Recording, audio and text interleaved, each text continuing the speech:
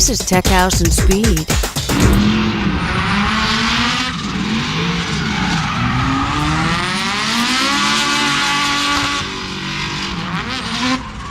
This is the image we normally have of Kyle Mohan, drifting. But this is the image he wants us to have in the future, going to Time Attack. Drivers, start your engine. Being a unlimited class is we can really do anything we want to the motor and driveline, and that's where I really get happy because I'm an engine builder. I build rotaries, and I work at Mazda Tricks, and what we're going to do here is we're going to set up about a 900 horsepower turbocharged 3-rotor Mazda engine. 3-rotor. Normally they're 2-rotor in the standard street car. Yeah, typically, and what you have here in the US is a 2-rotor Wankel engine out of Mazda. So here we've got our 20B mocked up in the car. You can see our upper intake manifold and lower intake manifold along with the typical 3-rotor motor. And as you can see, there's not a lot of room left here. It looks empty, but we're going to quickly fill this engine bay up with turbos, coils, fuel lines, radiators, intercoolers. This whole nose here is all going to be cooling, and everything back here is generally going to be the motor. And we're going to be lucky if we can keep everything under the hood. And honestly, when it's done, our ultimate goals are to have the motor as low as possible to keep the weight, center of gravity down. This is all carbon fiber, lightweight, full-on racing IMSA bodywork or Grand Am bodywork. And we're going to do everything we can, like Tyler's car, like the NSX, to make this car light and fast. And ultimately, with Dave Lemon, the owner of Mazda Tricks, or myself behind it, I don't think there's any reason why we can't put this car in the top of the field. But that's a tall order because of this car, the NSX, driven by Billy Johnson. It sets records in practically every red line Time Attack event it enters. Kyle Mohan's confident he can build something to challenge. Yes, and I'm very familiar with both those cars, and both those guys actually compete against Tyler in drifting. And those are who we're gunning for.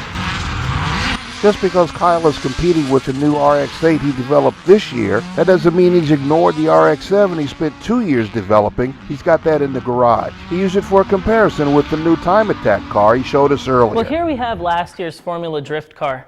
This was our 91 RX-7, and as you can see, the engine bay fills up quick. Basically, everything we have here in the front end is all related to cooling. Power steering coolers, radiators, intercoolers, oil coolers, ducting. The whole name of the game is keeping the rotary cool. They make more heat than a normal racing V8 does. That's the downside of a rotary. That's the downside of a rotary, is it gets hot, and heat will kill them. So we do everything we can to keep them cool, and you can see that here.